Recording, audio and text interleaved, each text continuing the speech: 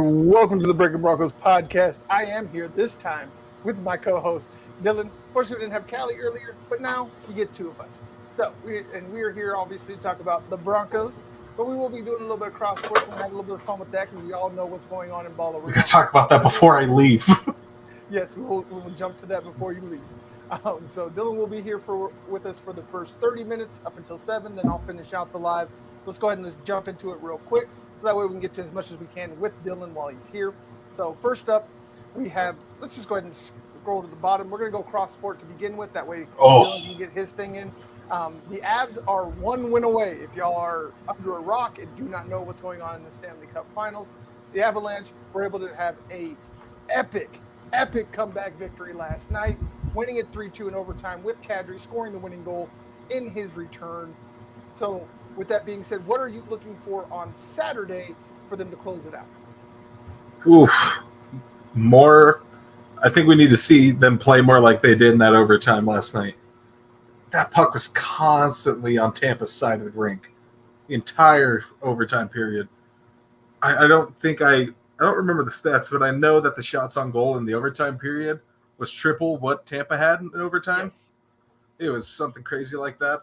If they played like that, I mean, I get it. We're in Tampa. I did want them to lose one in Tampa, by the way, just so they could take it in ball, just so they could take it at home in the sack. We finally have a good sports team in Denver. So that's what I've been telling you the whole playoffs. Yes, this is the one that could finally take us all the way to the top of the mountain. And dude, that work was crazy. They did triple up Tampa Bay in overtime with shots on goal. They doubled up them from I believe it was the 5 minutes into the third period on into overtime. They just hit another gear that Tampa can't match. Whenever the Avalanche get into that fourth gear, for 1, 2, and 3, the Lightning can stay with them. But once they hit that fourth gear and that fourth line kicks in, and like Nico Sturm was able to somehow get that puck in the goal, and a lot of people want to talk about the luck that the Avalanche had with the McKinnon goal being lucky, the Sturm goal being lucky. But there is a cliche for a reason that says it's better to be lucky than good. I said this on the Sasquatch Said broadcast. I would rather be lucky than good. If it was luck that got the Avs a win, good, because that means that skill got Tampa Bay the loss. So I mean, God, there's a reason why they're the fastest team in the league, we've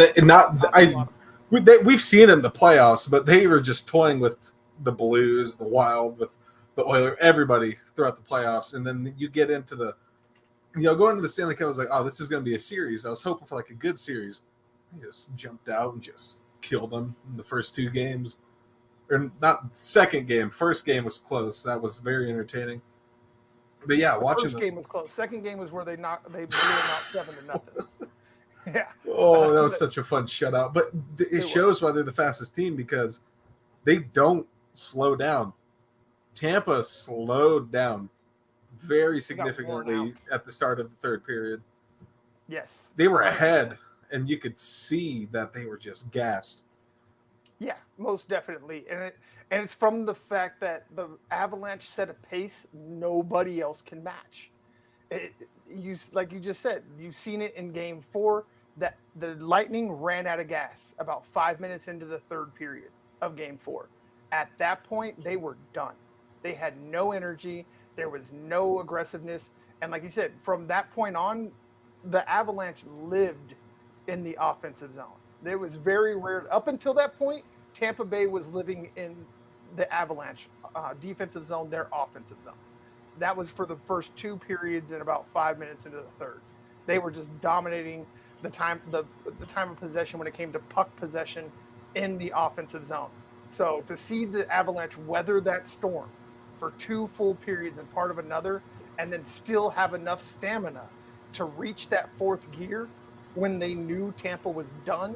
Those first 2 periods, it was kind of like rope-a-dope for boxing fans, made so famous by Muhammad Ali.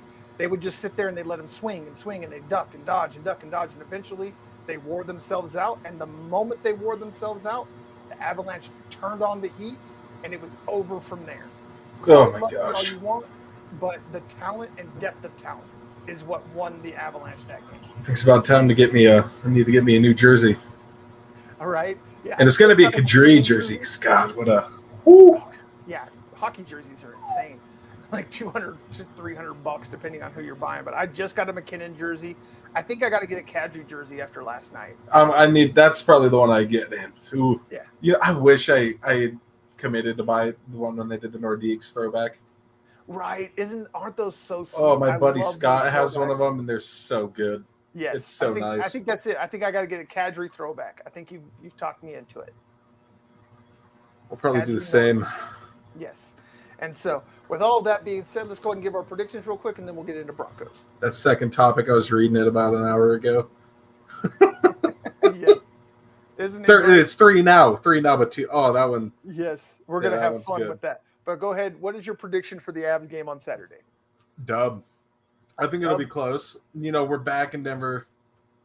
I bet you it's going to be a close one. Then I bet you towards the end they pull away with it by a goal or two, by 2 or 3. I'm going to be cheeky again, like I was on Saturday with Amato. If you want to know my in-depth analysis of what I believe is going to happen on Saturday, go check out Sasquatch Says on on our YouTube channel and Facebook channel, our Facebook page. Either way, you can get to it there, or Twitter. You can get to it there as well. It should be the top tweet right now. Well, second tweet now underneath this one. So it shouldn't be hard for you to find. And the 2K announcement. Right, and we'll get to that. I'll get to that again here in just a second. Is that I predicted the Avalanche will close the series, Game 5, 7-1 on home ice. It's going to be a blowout. It's going to be ugly. I just need some Blink 182 in my life again. Right. Yes, all the small things. And like Dylan just mentioned, as I said in Sasquatch Says, we have reached 2,000 followers on Twitter. Thank you all so much. We love you guys so much. Y'all are killing it on Twitter. That's why we stay so active on Twitter. Keep giving us the followers. We will keep giving you the content. That's how it works. So, all that out of the way, let's jump into Broncos. Pro Football Focus names the Broncos as the 13th healthiest team per cap health over the next 3 seasons. How crucial is cap management in the NFL today? Very big. But it's been big. Always has been, but it just doesn't seem like cap space is real anymore with all the money being put into the league. You know, with Walton, especially with Walton coming into the league. Oh, goodness, yeah. Like, look at what the Rams have done.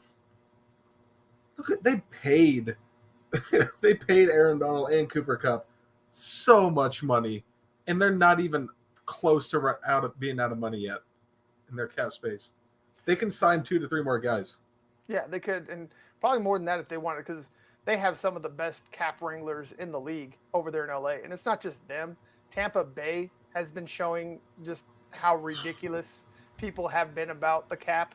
You know, they just won a Super Bowl. And with these last couple, the Chiefs, another team that's given out a bunch of contracts and $500 million to a quarterback. Right. That's like the Magic deal in the 80s. Over the next decade, yes. $50 million a year as it goes. But yet are still not in cap purgatory. And the Broncos are right there. They rank the Broncos 13th overall in the league.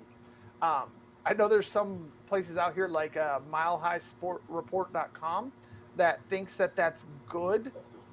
I don't know how being ranked in the middle of the league makes them one of the better teams in the cap casualty. Like, that's the part of this story I wanted to talk about. What are you talking about? So you're in the middle, right? Looking at it? Right. And that means it's 50-50 on who's going to get hurt. Yeah, and it's average. And I would like to know if we're either going to if we are last, because it sucks, but at least you have that stability that, at least we know everybody's getting hurt. It's not just going to be our most important guy. You know, looking at if they get hurt, and you look up at it in the front, and you go, these guys have been healthy. Like, let's look at Justin Simmons. He's been healthy. He hasn't missed a snap on defense since 2016 or 17. 5 straight years without missing a snap. If he goes down, it's horrible, but he's now on a long-term contract. Thank God. Right. And then this cap flexibility gives you the ability to replace him. Yeah, this Obviously, bull. you're not going to replace him with another Justin Simmons, but you can get you can go out on the free agency wire and pick up a guy. That's why teams try to leave at least somewhere between $5 to $7 million in their cap space going into the season, and so that way, when these injuries happen, they can bring in a guy to replace the roster spot. You might not be able to replace the player, but you can at least bring somebody in to replace the roster spot that's going to be better than just pulling somebody off your practice squad normally. So, and you got the guy like a guy like Rob Walton. He could tell me to jump off a bridge and I'd do it in a heartbeat because he'd give me money that's worth nothing to him now. Yeah, because they know he's just going to throw the money at them. Yeah. Whatever it takes to keep these guys, whatever it takes to keep these coaches, things of that nature. There's nobody that can do it better than Rob Walton. This reminds me of I finally watched Winning Time. I'd been putting it off. The Lakers show on HBO. Very good, by the way. You'd like it. Yeah, the one. Don't watch it with your kids. Yeah, no, don't watch it. I watched the first episode. I haven't got past that, but the first episode was really good. Very great, and that's what it reminds me of. At the same time, because like Umbrella Company just came out, The Boys just came out with a new season. So like, and The Last Kingdom, all three just came out with new seasons, and they're like, those. I absolutely love those shows. So until those are done, that one will be put on the back burner. But yes, the great show. I've watched, epic.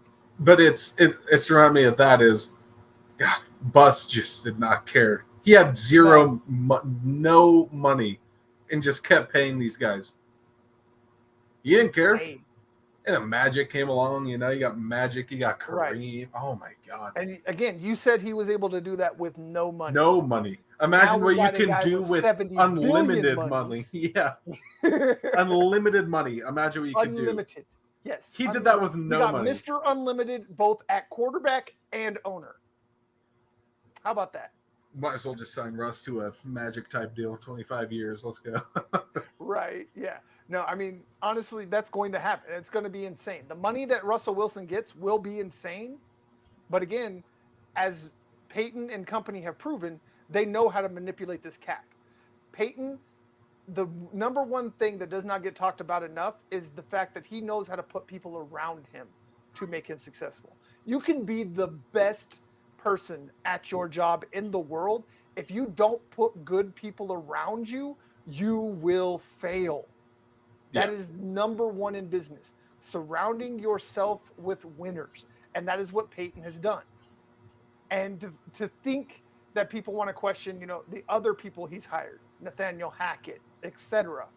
The fact that you see what he's done in the front office should be able to lament any fears you have of him hiring in other areas. And the cap is just one huge thing. As we just discussed briefly, was that the Rams, the Bucks, the Chiefs, these teams are perennial contenders, not because of what they do in the draft. The Rams haven't had a first-round pick since 2016. Because they traded it all away. Yeah, they say F them picks. They didn't build it through the draft. They built it through the agency and keeping the guys that they do draft and are good. And you know who else has done that? Been drafted by this team that hasn't gotten a second contract that deserved it.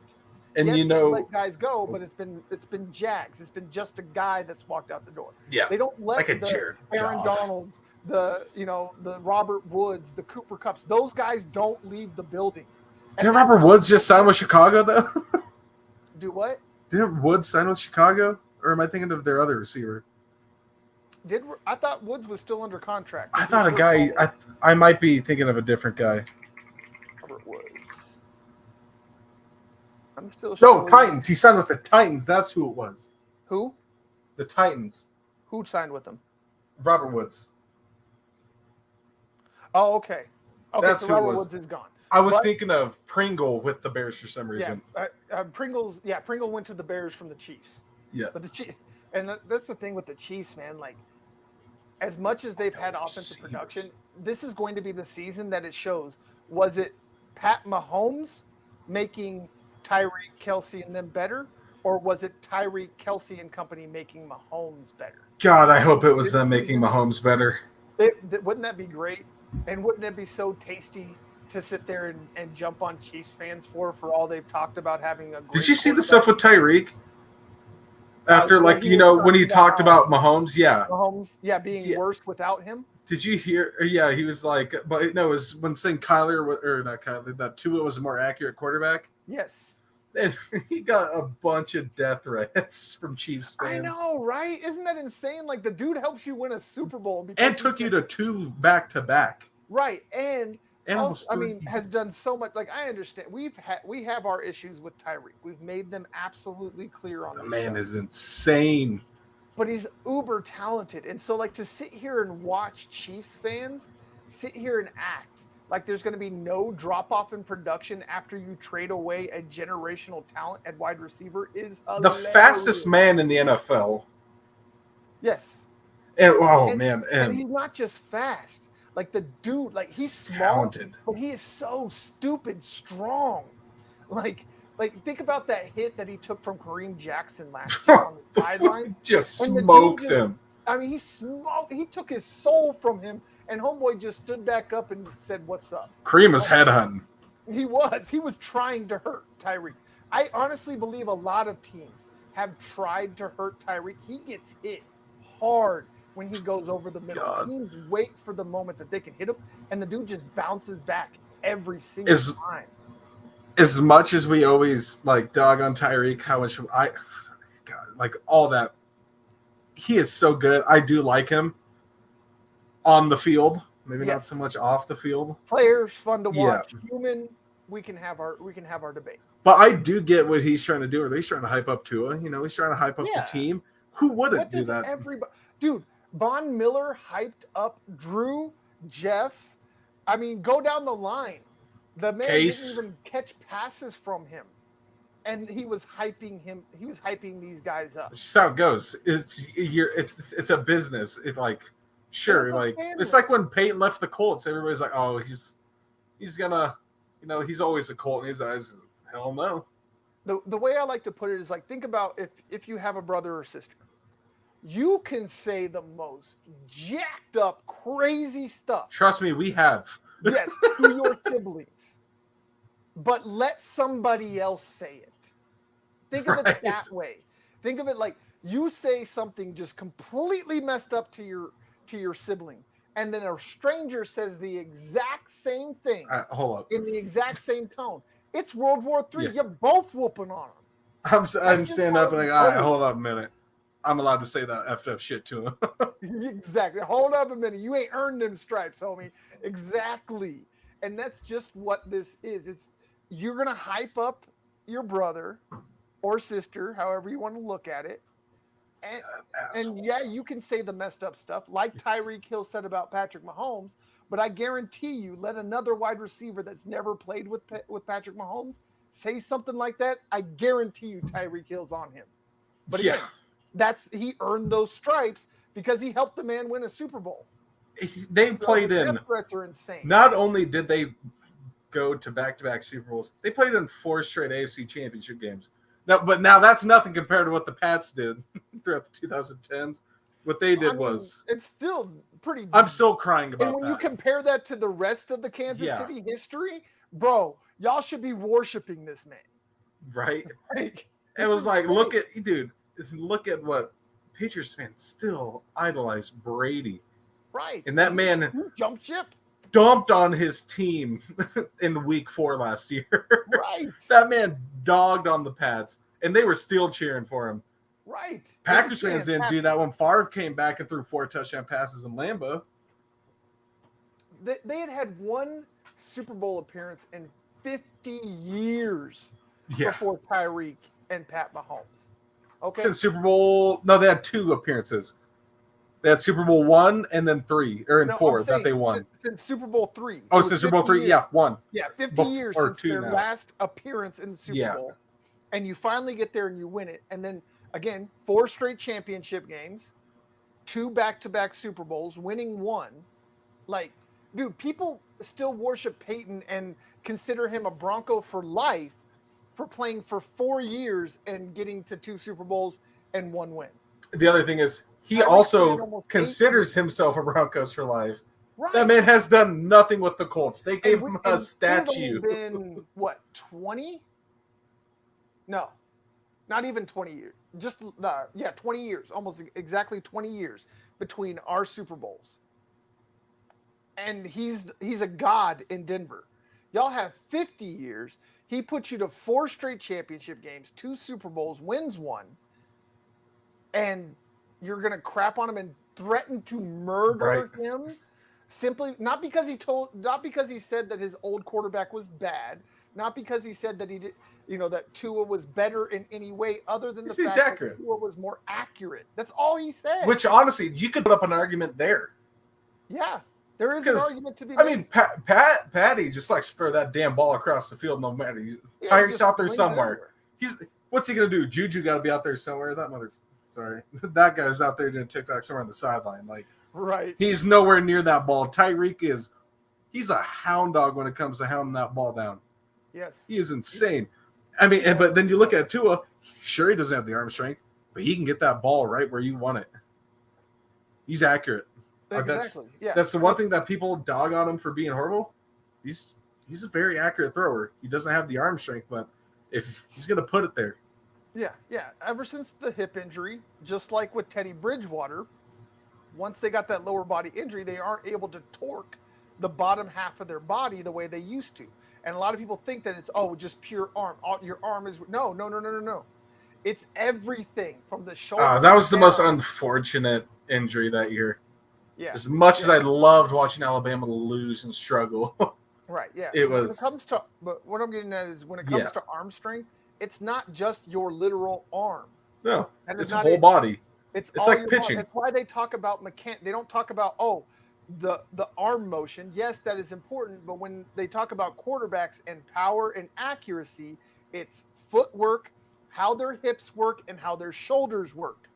It's all of that coming together that makes Patrick Mahomes and Josh Allen so powerful.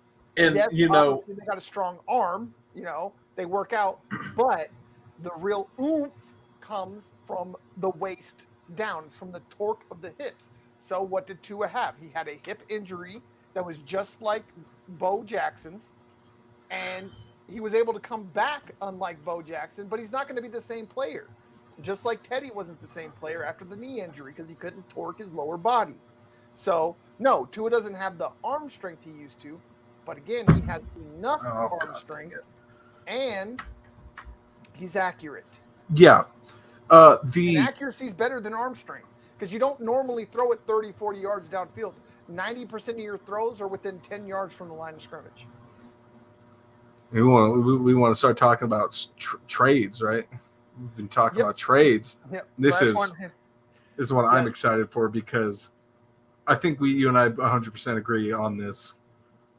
We probably do, but what he's talking about is predominantly Orange, the website, claims the Jay Cutler trade as the worst trade in Broncos history. So I wanted to ask Dylan, does he agree? And if he doesn't, what is the worst trade? Okay, I forgot. What did they get for him when they shipped his ass off to Chicago? They got 2 first-round picks, Kyle Orton, and a couple of other late-round picks. Oh, shit, that's right. Oh, God, why we got to talk about this here, dude? Actually, the Broncos got more for Jay Cutler than the Seahawks got for Russell Wilson. All right, yeah, okay, let's look at it this way. Jay Cutler wasn't the worst quarterback in the league, nor was he the best at the time, but he could play. He just went to a Pro Bowl. Yeah, that's what a lot of people forget. Jay Cutler could play in that time. When he was in his prime, the man was not a bad quarterback. Sure, he made mistakes, and you're going through Brandon Marshall with his bipolar issues at the time before he was diagnosed. That's where I think a lot of that trade conflict came from, right? Was with the Brandon Marshall situation. Well, Brandon Marshall got mad after Jay Cutler was traded. That's right. That's where that started. Yeah, so this is the beginning. From Kyle Orton, yeah, he wanted to catch passes from Jay Cutler. And this is before we knew he was diagnosed with bipolar. He didn't even know yet. Yeah, he didn't even know. This was before he got traded to Miami and got into the fight with his girlfriend that got him diagnosed. If he had gotten diagnosed earlier, he would have been one of the best receivers in the league. He already was. Great. Yeah, he was. He was absolutely great. I mean, people tend to forget that he still holds the record for most catches in a single game. Twice. He broke the record twice in the same season. I mean, but honestly, I don't think it was that bad of a trade. No, it really wasn't. It was not the worst trade in Broncos I mean, history. it wasn't great. No, it wasn't great, but I mean, when you were able to get back in total, it was 6 draft picks, including 2 first rounders, a second That's where you rounder, and a got third Tebow, and rounder. that's where you got Tebow and DT. Yep, yeah. Tebow and DT were the first round picks the very next draft. The 2 first round picks they had the next draft was Tebow and Demarius Who would Thomas. have Was thought off of the Jay that? Cutler trade? Who would have thought that DT would have been the better player out of those picks? Everybody. Right? Not many. Um, Not what do many. you think I was the did. worst trade? I knew he was going to be great, Yeah. but the worst trade, and Because I think I call know it what a you're going to say. technicality if you want, but a lot of people forget that John Elway traded up to get Paxton Lynch. That was a trade. You read my That mind. is You the read worst my trade. mind. Yes, that is the worst trade in People Broncos forget history. that they traded up for him. Yeah, because I mean, if you look at this trade, the Jay Cutler trade, and just to break it down for those that may not know all the details, what happened was when Josh McDaniels was hired as the coach in 2007, I think it was 2010. Yeah, was it? Isn't that right? Shoot, I forgot the date. Anyways, Which one? Wait. What were you saying? Josh McDaniels was hired. Doesn't matter the date. End of the 09 season. End of the 09 season. There you go. He inherited a team that everybody thought was just a few pieces away. Mike Shanahan had done a really good job in the 2006 Yeah, 3 seasons earlier, they were in the AFC title game. The draft. That's the draft that he got. Tony Scheffler, Elvis Dumervil, Chris Cooper, the offensive lineman, and a couple of other guys that were turning into superstars when Josh McDaniels got the reins. Well, shortly after he got hired, he tried to trade for Matt Castle, ultimately failed because Matt Castle ended up getting traded to the Kansas City Chiefs because Scott Pioli, the old GM. That is where he ended his career, wasn't it? I was thinking about this the other day, deadass. I was thinking about this because I was like, man, wasn't that bad. No. Matt Castle, I mean, look who he backed up for all those years. Yeah, he got traded to Kansas City, and then he ended his career in Houston. That's the last place he ended up. He kept following Patriots front office guys as they got hired at these places. A lot of people forget Castle's McDaniel's guy. Yeah, he was. I mean, he won 11 games with Castle the year before. That was the year Brady tore his ACL. Brady tore his ACL in like game 2 or game 1. It was week 1. And that was what created the Brady rule where you can't hit quarterbacks below the knees. That was that season. And so he had just won 11 games with Matt Castle. So he wanted his guy and they missed the playoffs. Well, this pissed off Jay Cutler. He's like, how dare you, after I just went to a Pro Bowl and in the same season went to a Pro Bowl and got the greatest coach in Broncos history fired, all in the same season because they started out like 6-2 and ended the season like 2-6. Like they ended up missing the playoffs because they lost like the last 5 or 6 games in a row. Oh, it was insane. That's what got Shanahan fired. Yeah, that was the infamous Christmas Eve or New Year's Eve game. Yes, where they blew it to the 49ers. When Durant Williams ran back 2 punt returns. I remember watching that game live because my parents were at that game. So infuriating. And then that was the same night we lost. And all they had to do was win and get in. It's kind of like what happened to the Colts last season. All they had to do was beat a lowly team because at this point, the Niners were really, really bad. All they had to do was beat one of the worst teams in the league, and they were in the playoffs, and they lost. Pat Bowlen didn't like that and fired Shanahan a couple of days later. Oh, that hurt. Yeah, it hurt a lot.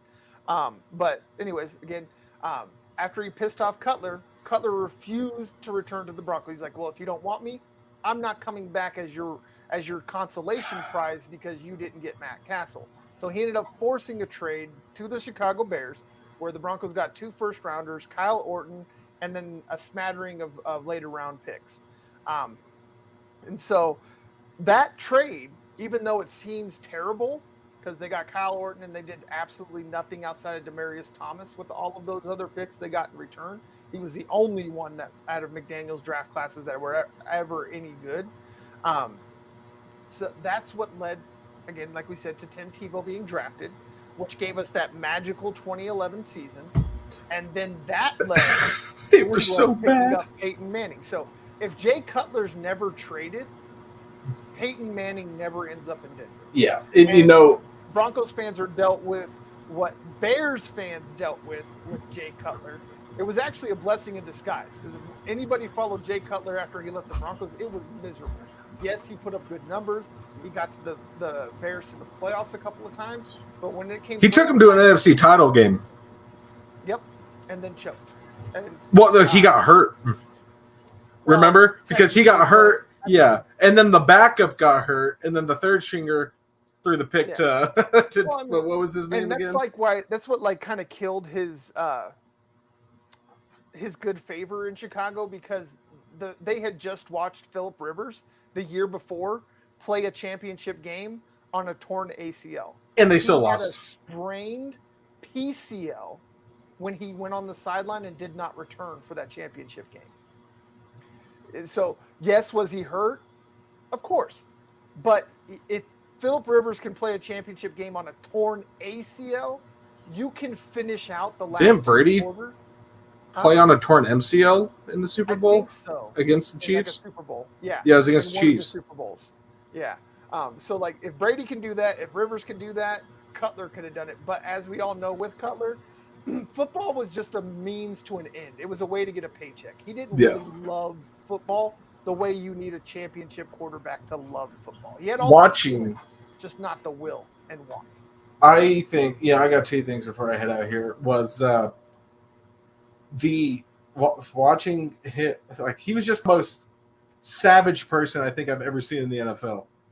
Did you see not too long ago when his wife was divorcing him? She wanted like 30% for, it was kind of like similar to the Dr. Dre divorce, where she wanted stuff for like laundry, house, and he said no. And then he got in the settlement, he got half of her business. And she got nothing from him. It was the funniest thing I've ever seen. Isn't it great? I respect the hell out of that man as a person, but the NFL, no. Yeah, I mean, again, I'm glad he did not stay in Denver as their quarterback, because he would have put us in the purgatory that Chicago was put in during his tenure. And him leaving is what opened the door to Peyton, because if he does not leave, there is no way that a Josh McDaniels, because I do believe if Jay stays, Josh McDaniels doesn't leave. Yeah. He's still in Denver, and he would have been married to Jay, and there's no way that he would have went after an injured Peyton Manning over a healthy, young, strong-armed Jay Cutler. I mean, watching, I got something for you, a quick little dilemma, and I want to explain it right here before I leave. I was watching Rich Eisen. I forgot who it was on. It was a celebrity guest who's a Broncos fan, and he was talking. He said, if Tim Tebow doesn't win that, like, doesn't take that Broncos team to the playoffs, that Peyton Manning doesn't go to Denver. Right. If Tebow didn't lead them to the playoffs, Peyton doesn't go to Denver. Yeah, because he would have seen a sorry team. He saw that people forget how bad they actually were.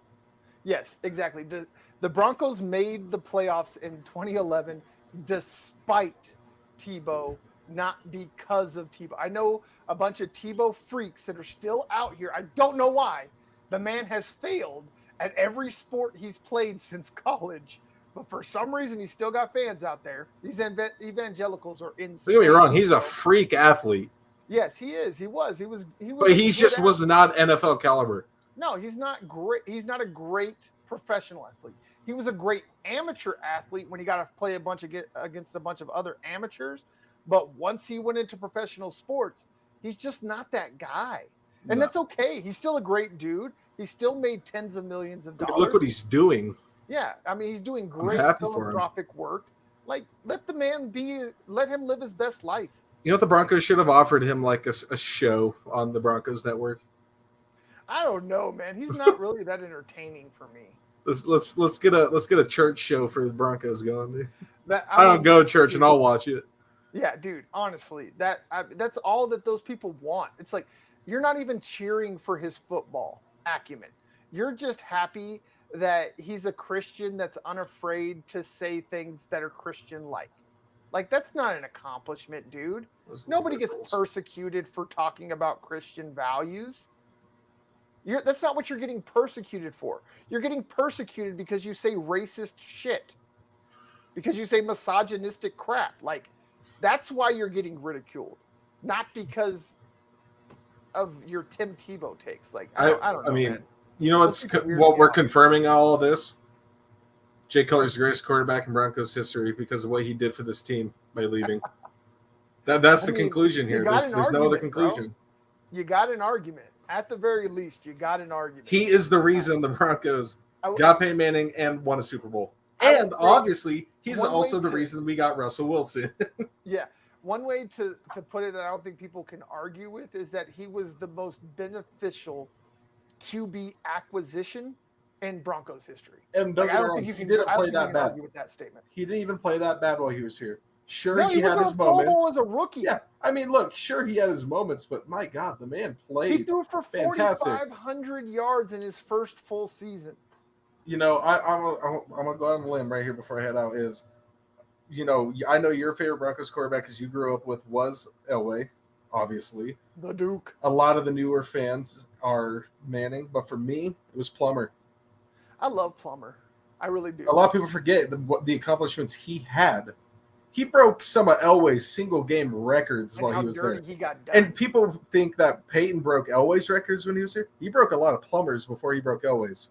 Yeah, you know, a lot of people talk about like Alex Smith taking his team to the championship game and then getting replaced by like Colin Kaepernick. Yeah.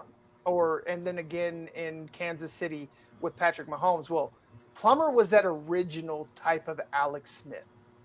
Honestly, I think that they're probably the best comp for each other. Their games are almost identical. Definitely. The way they played the game was almost identical. Their attitudes, their personalities are a lot alike. So, yeah, I think Plummer's a little bit better, that though. first quarterback that you're just like, he's so good. Why did he get replaced? Because people forget that Jake Plummer took the Broncos to the AFC Championship game the year before Jay Cutler was drafted, and Mike Shanahan moved up in the draft. To get Like I him. said, they went to the championship, so they were at 28. They moved all the way from 28th to 11th in that draft to take Jay Cutler. I mean, watching Jake Plummer, he still does stuff with the Broncos to this day. Mm-hmm. He still says, I've heard him He say actually has this a is his mushroom team. farm. Yeah, he has a mushroom farm in Loveland.